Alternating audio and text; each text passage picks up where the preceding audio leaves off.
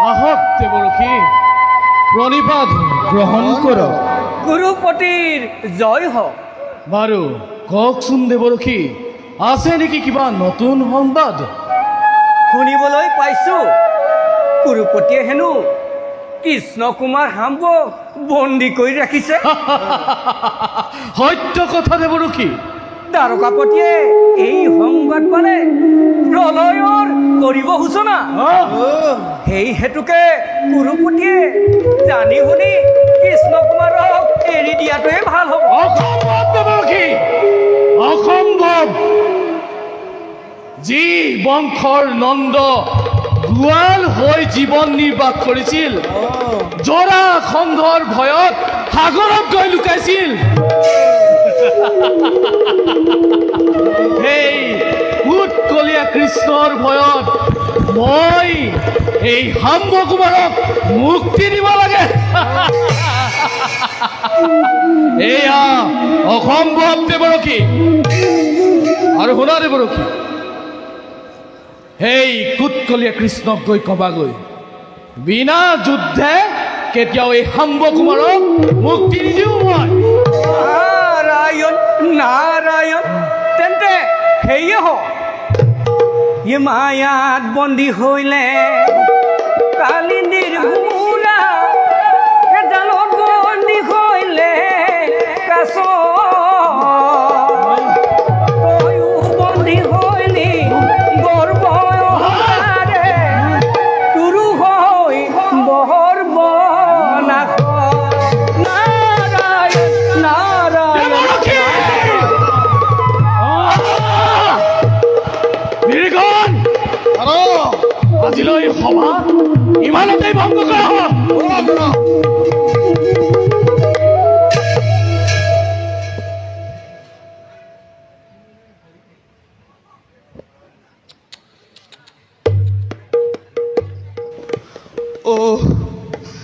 কি যন্ত্ৰণা হে পিতা যদুমণি, পুত্ৰক কৰাই উদ্ধাৰ। প্ৰাণ বায়ু উৰি যায় আদিয়ে হস্তিনাপুৰত। গুৰুবীৰগণ ভাল কাম নকৰিলা। এই সংবাদ যদি পাই দ্বাৰকাপতিয়ে নাপাব নিস্তাৰে হস্তিনাবাসীয়ে। পিতা পিতা, চাই যোৱাহি এবাৰ পুত্ৰৰ বিলয় কেনেধৰণে কটাইছে জীৱনে অন্ধ পুতাল। পিতা পিতা, উদ্ধাৰ কৰা পিতা, উদ্ধাৰ কৰা পিতা, উদ্ধাৰ কৰা মোক পিতা, উদ্ধাৰ কৰা।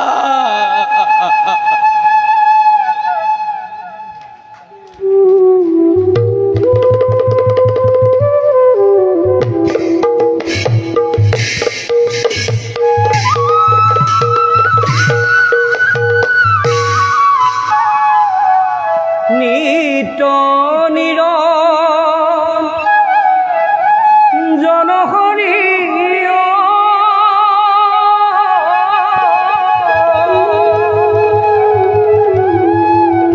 নিত্য নিৰঞ্জন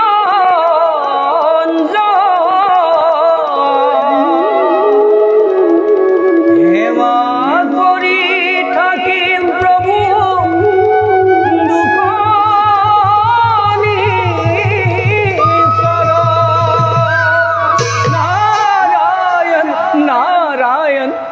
আহা দেৱৰ্ষি। প্ৰভু, দাসৰ সেৱা কৰিব গ্ৰহণ। বাৰু দেৱৰ্ষি, কোৱাচোন মত্যৰ কিবা নতুন সংবাদ আছে নেকি?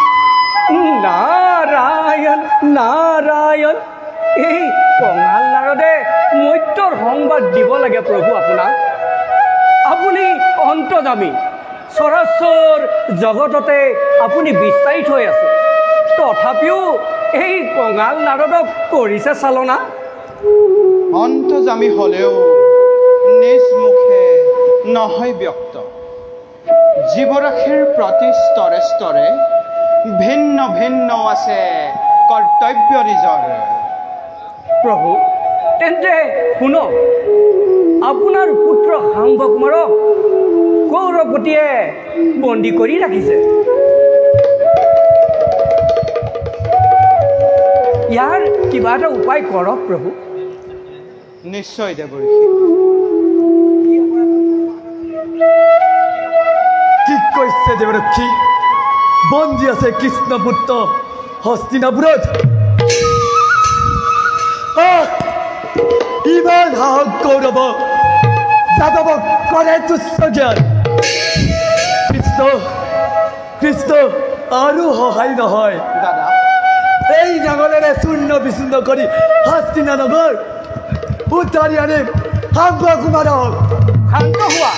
শান্ত হোৱা হলধৰ।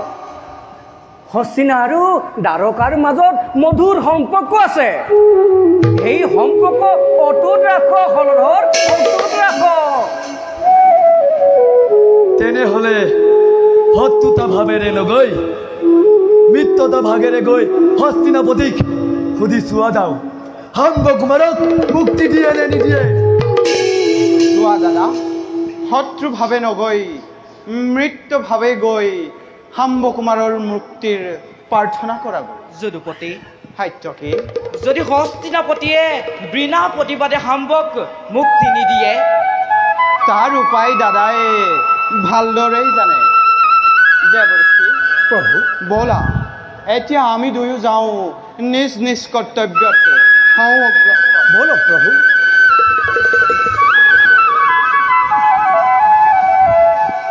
তেন্তে সাত্যকী আমি যাওঁ যোদ্ধা হেতু।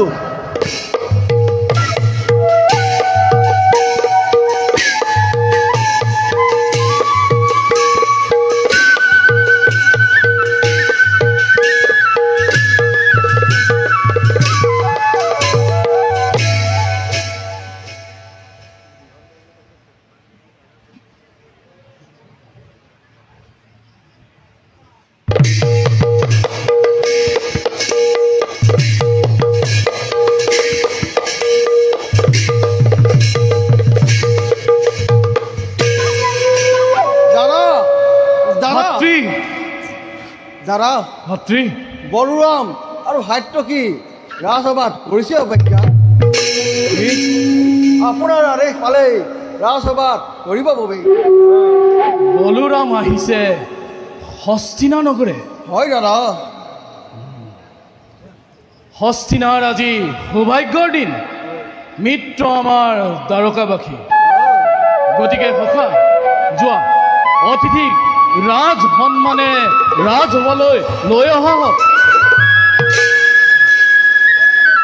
বলক।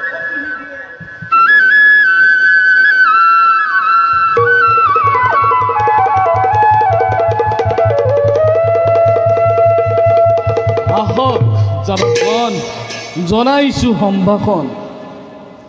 মিত্ৰ আমাৰ দ্বাৰকাবাসী, বাৰু কওকচোন যাদৱ, কুশলে আছেনে দ্বাৰকাবাসী?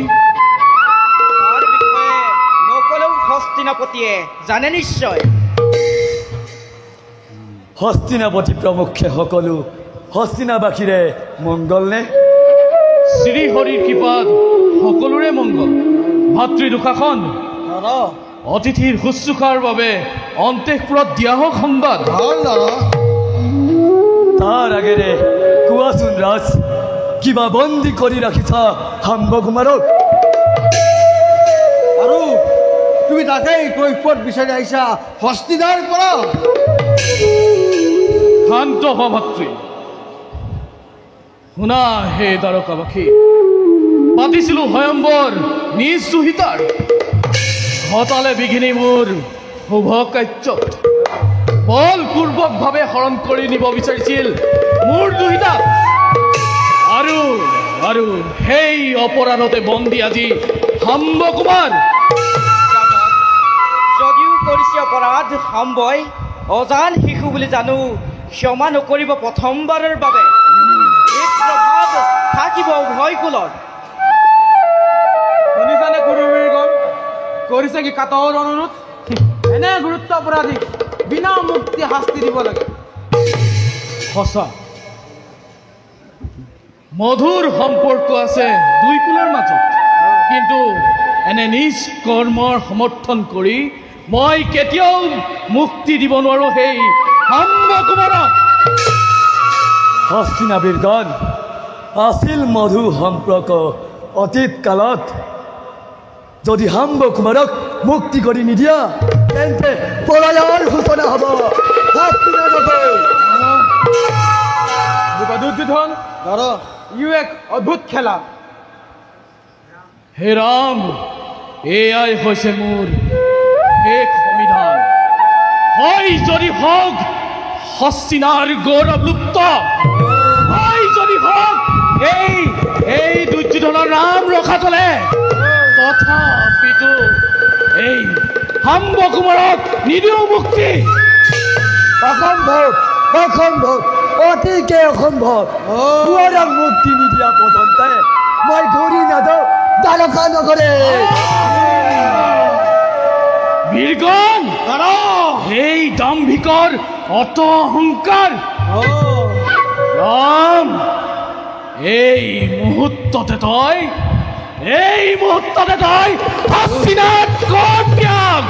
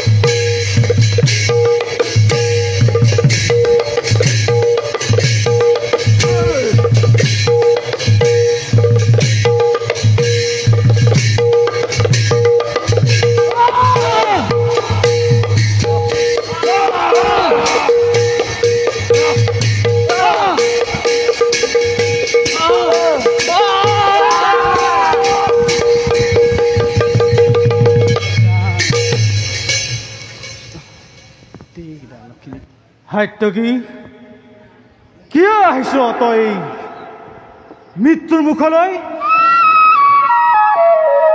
শক্তি আছে যদি তোৰ গাত, মোৰ লগত যুদ্ধ কৰ। বেশ তেন্তে সেই হক নকৰি পলম।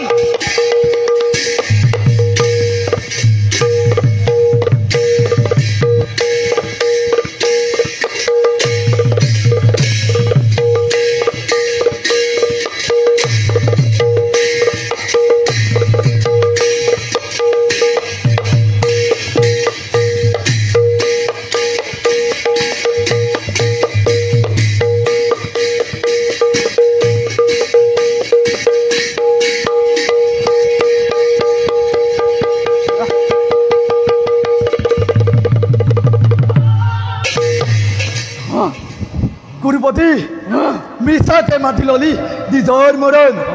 নিজৰ শক্তি অনুসাৰি যুদ্ধ পাৰ যদি বাধা দে হলা ধৰক। তৰ্ক যুদ্ধৰ নাই প্ৰয়োজন, অৰস্ত নকৰি পলম।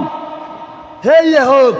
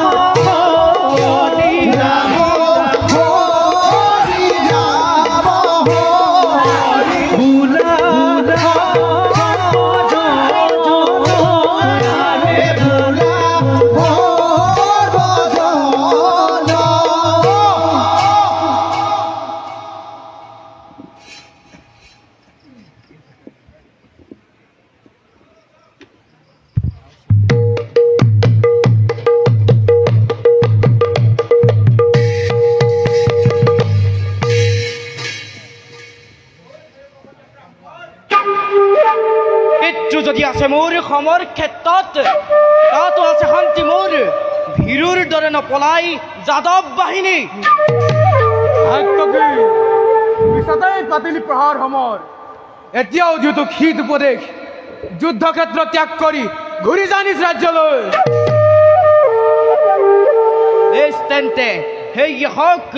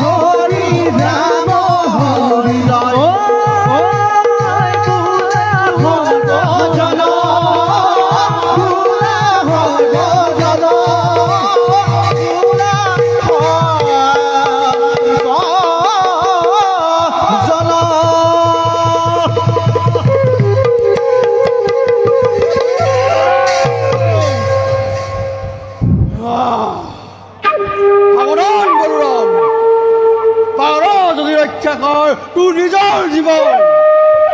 বেশ তেন্তে দেখা যাওক কৌৰৱ শক্তি কিমান। নষ্ট নকৰি বৰং সেয়ে হওক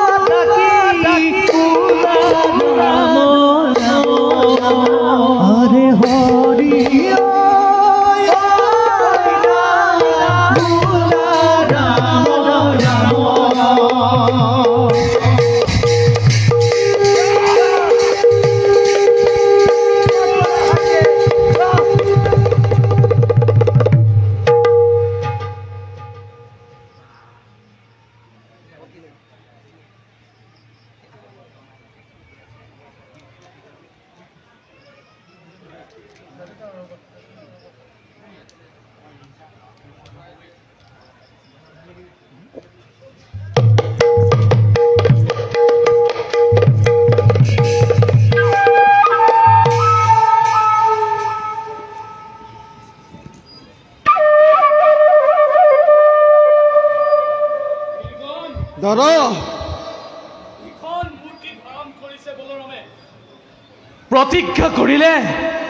প্ৰতিজ্ঞা কৰিলে হস্তিনাথ ঘটাব প্ৰলয়ৰ সূচনা। সেইবাবে তোমালোক সকলোৱে প্ৰাণে প্ৰাণে যুদ্ধ কৰি সেই বলৰামক কৰা স্তব্ধ।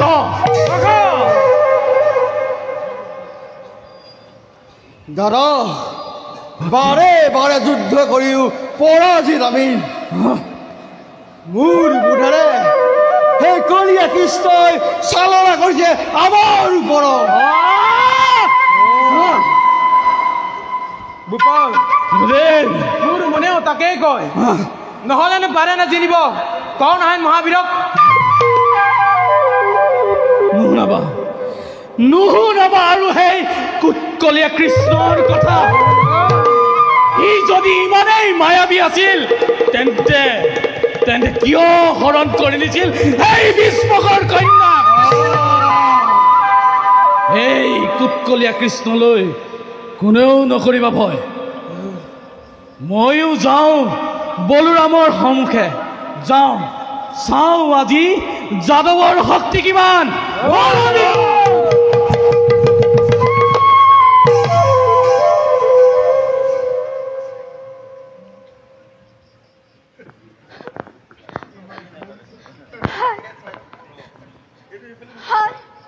হায় কি দুৰ্ভাগ্য!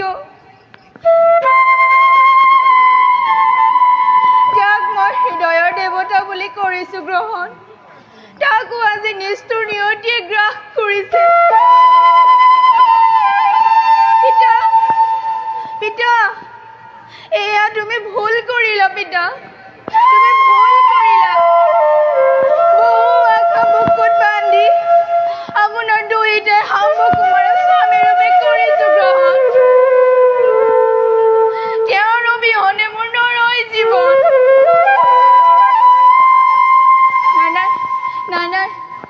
নাই, এনে কেতিয়াও হ'বলৈ নিদিওঁ। যাওক পিতৃ বাক্য, যাওক হস্তিনাৰ গৌৰৱ। সম্ভৱী অন্যজনক নকৰো গ্ৰহণ। হে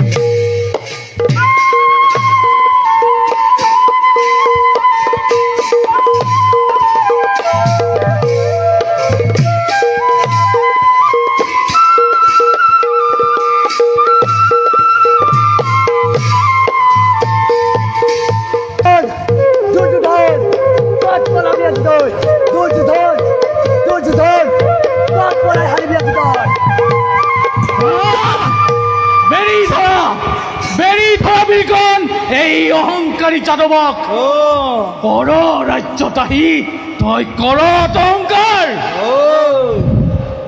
বাৰে বাৰে পলায়ন কৰি পুনৰ সিগাললৈ আহিছ যত মানে লাজ লগা নাই তহঁতৰ। এইবাৰ পাৰ যদি যুদ্ধ দে। ও মহাক্ৰোধে যুদ্ধ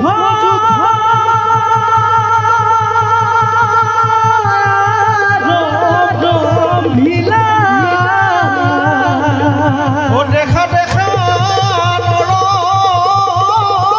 লোকে শুনা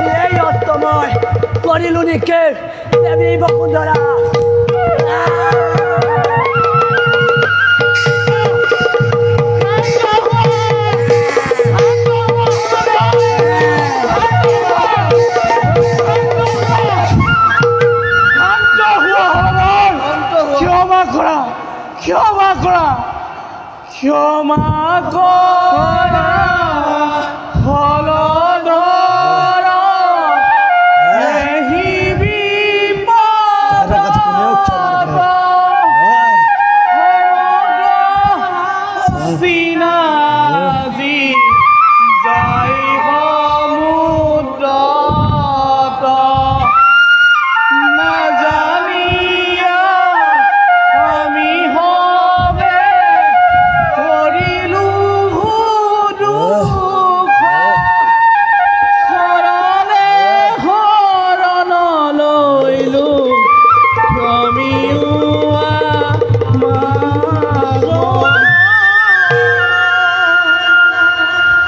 দয়াৰ সাগৰ মোৰ শত কোটি অপৰাধ মাৰ্জনা কৰিবা ক্ষমা কৰা হলধৰ বিনা চৰ্তে মুক্তি দিম মই শাম্ব কুমাৰক মোৰ দুহিতাক লৈ যাবা তুমি হস্তিনা নকৰে দ্বাৰকা নকৰে গতিকে ক্ষমা কৰা হলধৰ ক্ষমা কৰা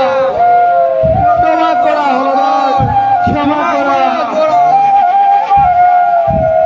দয়া নাই ক্ষমা নাই আজি তহঁতক কোনেও ৰক্ষা কৰিব নোৱাৰে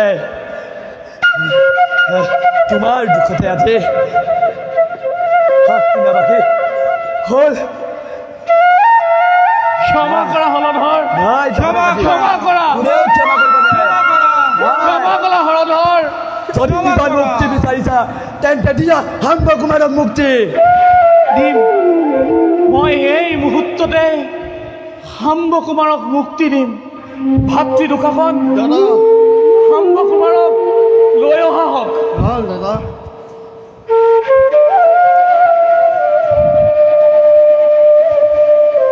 হে ৰাম মোৰ শত কোটি দুখ মাৰ্জনা কৰিবা ঠাই দিয়া যেন তোমাৰ ৰাতুল চৰণত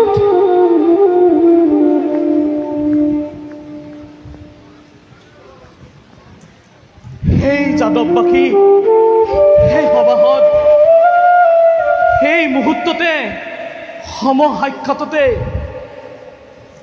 মই মোৰ কন্যা লক্ষণাক কৃষ্ণপুত্ৰ শাম্বৰ হাতত কৰিলোঁ অৰ্পণ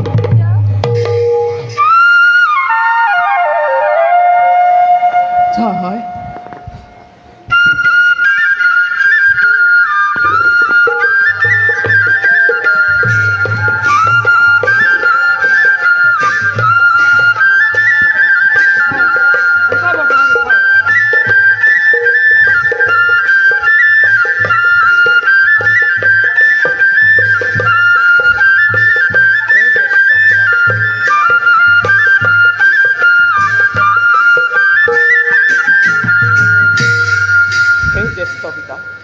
অপৰাধৰ শত অপৰাধ কৰক মৰ্ধন উঠা অৱস্থা চিৰঞ্জীৱী হোৱা তোমালোক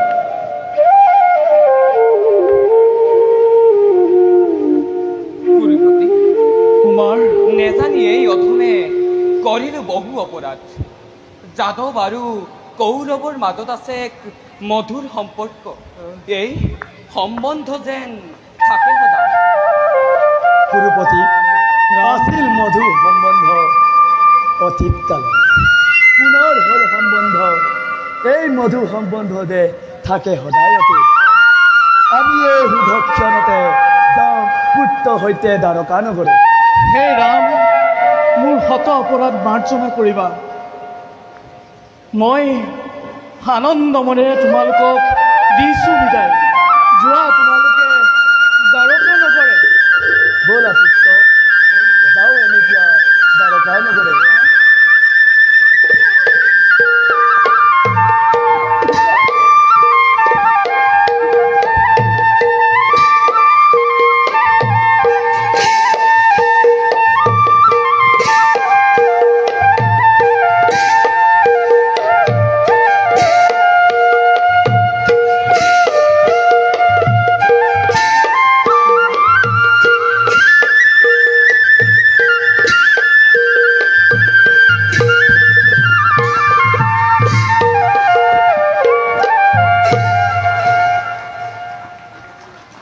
সভাসদসকল এতিয়া আমি নিজ নিজ কৰ্তব্যত হওঁ অগ্ৰসৰ